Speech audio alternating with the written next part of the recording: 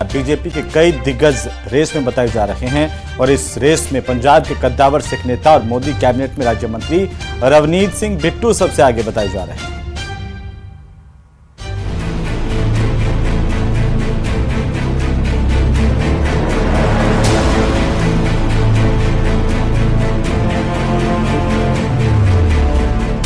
इक्कीस अगस्त को राज्यसभा चुनाव के लिए नामांकन दाखिल करने की आखिरी तारीख है।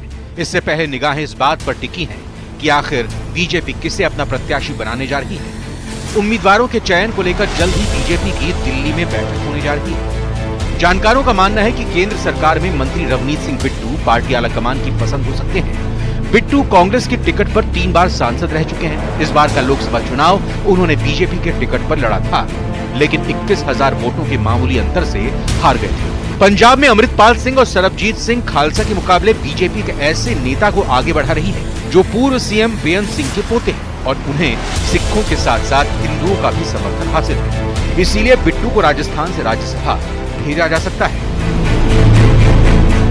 नागौर की पूर्व सांसद और बीजेपी की प्रदेश उपाध्यक्ष डॉक्टर ज्योति मिर्धा का नाम भी सुर्खियों में है। हाल ही में ज्योति मिर्धा की पीएम मोदी से मुलाकात हुई थी, जिसके बाद अटकलें हैं कि ज्योति मिर्धा को भी पार्टी राज्यसभा भेज सकती है। नागौर में हनुमान बेनीवाल के मुकाबले एक मजबूत चेहरे को आगे रखने की रणनीति के तहत बीजेपी ज्योति के नाम पर मोहर लगा सकती है। पार्टी के प्रदेशाध्यक्ष मदन राठौड़ का दावा है कि पार्टी जिसका भी नाम तय करेगी उसकी जीत तय है। निर्णय हमारे नेतृत्व का होता है, वो जो भी निर्णय करेंगे हमारे पास बहुमत है, हम सफल होंगे। पूर्व नेता प्रतिपक्ष राजेंद्र राठौड़ और पूर्व प्रदेश अध्यक्ष अरुण चतुर्वेदी के नाम पर भी कयास लगाए जा रहे हैं। दोनों के पास इस समय कोई जिम्मेदारी नहीं है। वहीं कई जानकार सतीश पूनिया को भी राज्यसभा भेजने की अटकलें लगा रहे हैं। पूनिया इस समय हरियाणा के चुनाव प्रभारी हैं। बीजेपी की राष्ट्रीय मंत्री अलका सिंह गुर्जर का नाम भी राज्यसभा के लिए चौंका सकता है।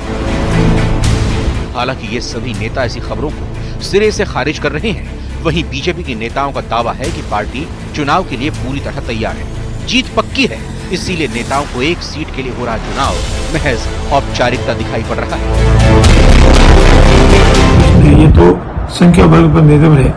वर्तमान संख्या बल से ये स्पष्ट है कि भारतीय जनता पार्टी का जो प्रत्याशी होगा वो विजय होगा। प्रत्याशी कौन होगा ये हमारे केंद्रीय नेतृत्व और प्रदेश नेतृत्व तय करेगा। जिसको भी प्रदेश और केंद्रीय नेतृत्व तय करेगा उनको हमको बहुमत से जिताएंगे। सेंट्रल पार्लियामेंट्री पार्टी की जब मीटिंग होगी तो नाम आ जाएगा और वो चुना जाएगा। अभी पार्टी का सोच तो पार्टी के पार्लियामेंट्री बोर्ड के पास है। मैं तो ये कह सकता हूँ कि उपचुनाव है और उसमें जो बहुमत का वोट होता है, इसलिए जो भारतीय जनता पार्टी का उम्मीदवार होगा वो जीत जाएगा। कांग्रेस नेता केसी वेणुगोपाल के लोकसभा का चुनाव जीतने के बाद प्रदेश में राज्यसभा की सीट पर उपचुनाव हो रहा है। वेणुगोपाल का कार्यकाल 21 जून 2026 तक का था। राजस्थान में 10 राज्यसभा सीटों में से फिलहाल 9 भरी हुई हैं। इनमें 5 सांसद कांग्रेस और 4 बीजेपी के हैं। अब उपचुनाव के बाद दोनों पार्टियों के सांसदों की संख्या बराबर हो जाएगी। उम्मीदवारों के चयन के लिए बीजेपी की दिल्ली में होने वाली बैठक पर अब सबकी नजरें गड़ी हुई हैं। राज्यसभा के उपचुनाव में बीजेपी की जीत पक्की है, बस नामांकन की औपचारिकता पूरी होनी बाकी है। कांग्रेस की इस चुनाव में कहीं दिलचस्पी दिखाई नहीं पड़ रही है। नामांकन की तारीख नजदीक आने के साथ ही माना यही जा रहा है कि बीजेपी अगले 1-2 दिन में उम्मीदवार के नाम का ऐलान कर सकती है, पर वो चेहरा कौन होगा इस पर सबकी निगाहें टिकी हैं। कैमरा पर्सन दिलीप चेची के साथ बाबूलाल धायल, न्यूज़ 18 जयपुर। और खबरें अभी और भी हैं, लेकिन फिलहाल वक्त एक छोटे से